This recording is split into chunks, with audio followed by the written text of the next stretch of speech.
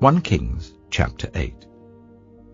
Then King Solomon summoned into his presence at Jerusalem the elders of Israel, all the heads of the tribes, and the chiefs of the Israelite families, to bring up the ark of the Lord's covenant from Zion, the city of David.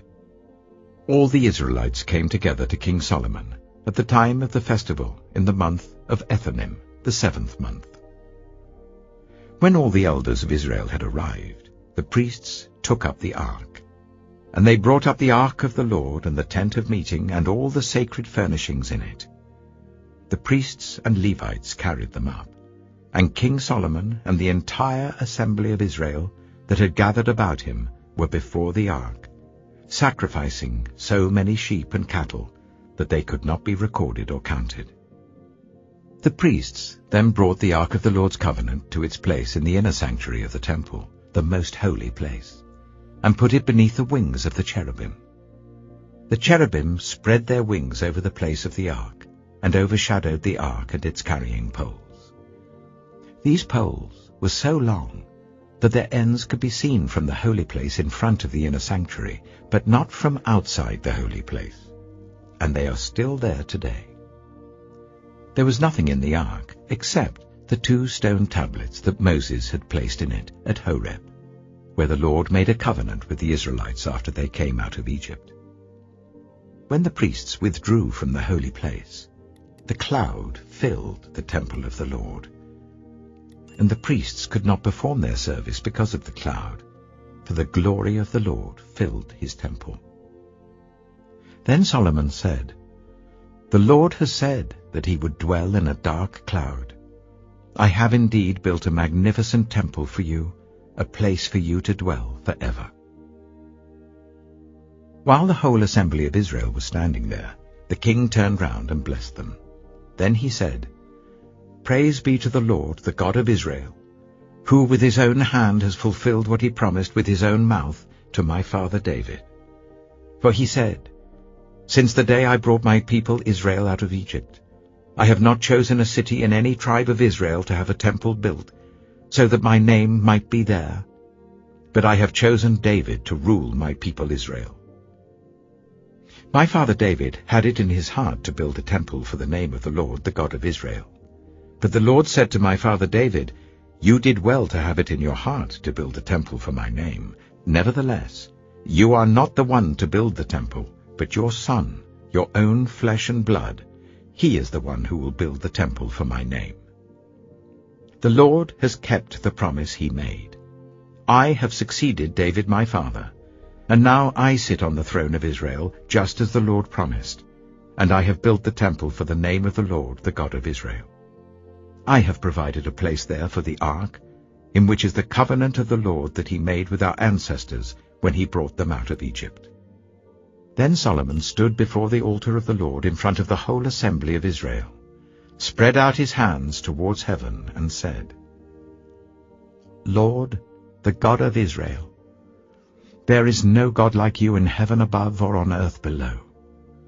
You who keep your covenant of love with your servants, who continue wholeheartedly in your way. You have kept your promise to your servant David my father. With your mouth you have promised, and with your hand you have fulfilled it, as it is today. Now, Lord, the God of Israel, keep for your servant David my father the promises you made to him when you said, 'You shall never fail to have a successor to sit before me on the throne of Israel, if only your descendants are careful in all they do to walk before me faithfully as you have done.' And now, God of Israel, let your word that you promised your servant David my father come true. But will God really dwell on earth? The heavens, even the highest heaven, cannot contain you. How much less this temple I have built? Yet give attention to your servant's prayer and his plea for mercy, Lord my God. Hear the cry and the prayer that your servant is praying in your presence this day. May your eyes be open towards this temple night and day, this place of which you said, 'My name shall be there,' so that you will hear the prayer your servant prays towards this place. Hear the supplication of your servant and of your people Israel when they pray towards this place. Hear from heaven your dwelling place, and when you hear, forgive. When anyone wrongs their neighbor and is required to take an oath, and they come and swear the oath before your altar in this temple, then hear from heaven and act. Judge between your servants, condemning the guilty by bringing down on their heads what they have done, and vindicating the innocent by treating them in accordance with their innocence. When your people Israel have been defeated by an enemy because they have sinned against you, and when they turn back to you and give praise to your name, praying and making supplication to you in this temple, then hear from heaven and forgive the sin of your people Israel, and bring them back to the land you gave to their ancestors. When the heavens are shut up, and there is no rain because your people have sinned against you, and when they pray towards this place and give praise to your name and turn from their sin because you have afflicted them, then hear from heaven and forgive the sin of your servants, your people Israel. Teach them the right way to live, and send rain on the land you gave your people for an inheritance. When famine or plague comes to the land, or blight or mildew, locusts or grasshoppers, or when an enemy besieges them in any of their cities, whatever disaster or disease may come, and when a prayer or plea is made by anyone among your people Israel, being aware of the afflictions of their own hearts, and spreading out their hands towards this temple, then hear from heaven your dwelling place. Forgive and act. Deal with everyone according to all they do, since you know their hearts, for you alone know every human heart, so that they will fear you all the time they live in the land you gave our ancestors.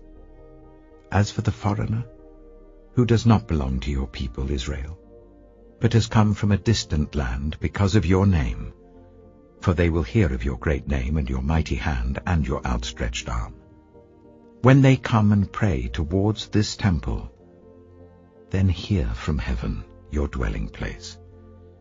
Do whatever the foreigner asks of you, so that all the peoples of the earth may know your name and fear you, as do your own people Israel, and may know that this house I have built bears your name. When your people go to war against their enemies, wherever you send them, and when they pray to the Lord towards the city you have chosen and the temple I have built for your name, then hear from heaven their prayer and their plea, and uphold their cause. When they sin against you, for there is no one who does not sin, and you become angry with them and give them over to their enemies, who take them captive to their own lands, far away or near, and if they have a change of heart in the land where they are held captive, and repent, and plead with you in the land of their captors, and say, We have sinned, we have done wrong, we have acted wickedly.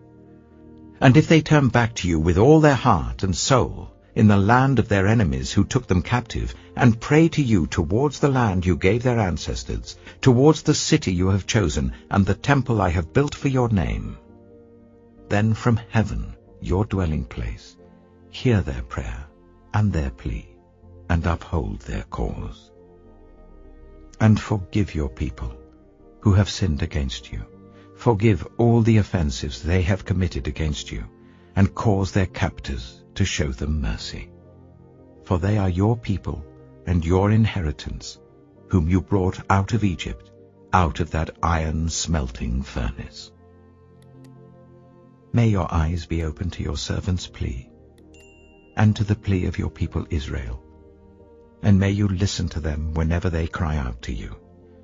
For you singled them out from all the nations of the world to be your own inheritance, just as you declared through your servant Moses, when you, sovereign Lord, brought our ancestors out of Egypt. When Solomon had finished all these prayers and supplications to the Lord, he rose from before the altar of the Lord, where he had been kneeling, with his hands spread out towards heaven. He stood and blessed the whole assembly of Israel, in a loud voice, saying, "Praise be to the Lord, who has given rest to his people Israel, just as he promised. Not one word has failed of all the good promises he gave through his servant Moses. May the Lord our God be with us as he was with our ancestors. May he never leave us nor forsake us.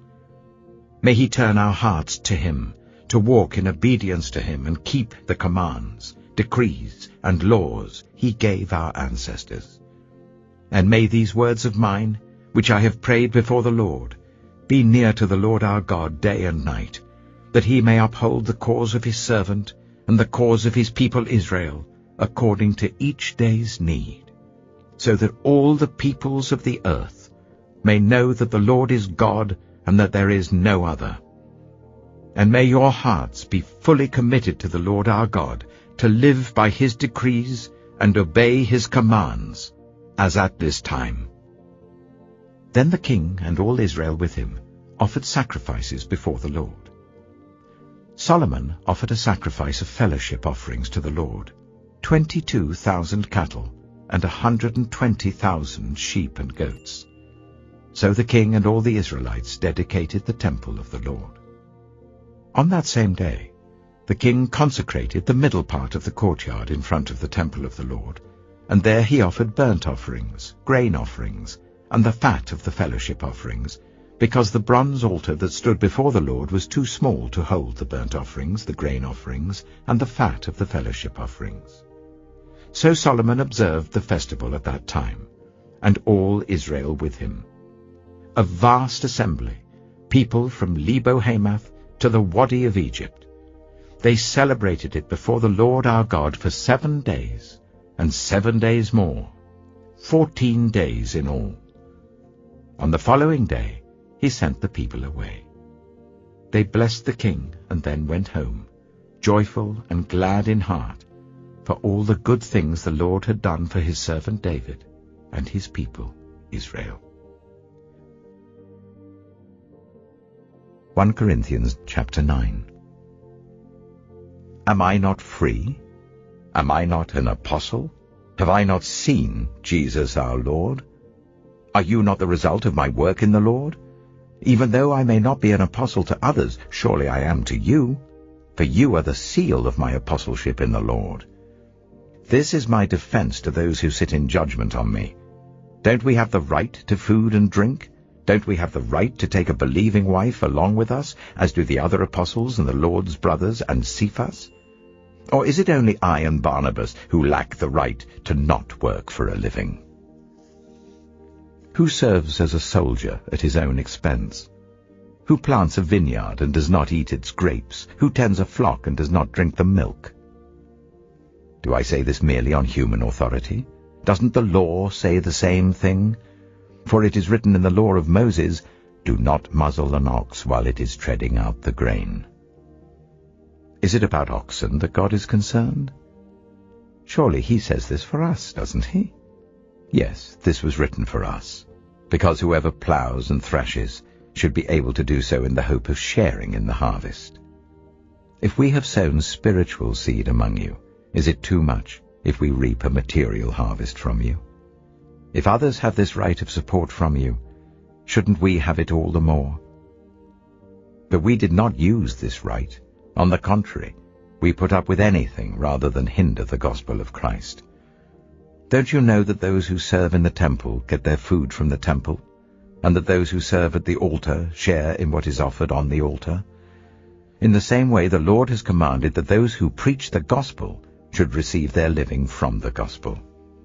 But I have not used any of these rights, and I am not writing this in the hope that you will do such things for me, for I would rather die than allow anyone to deprive me of this boast. For when I preach the gospel, I cannot boast, since I am compelled to preach. Woe to me if I do not preach the gospel. If I preach voluntarily, I have a reward.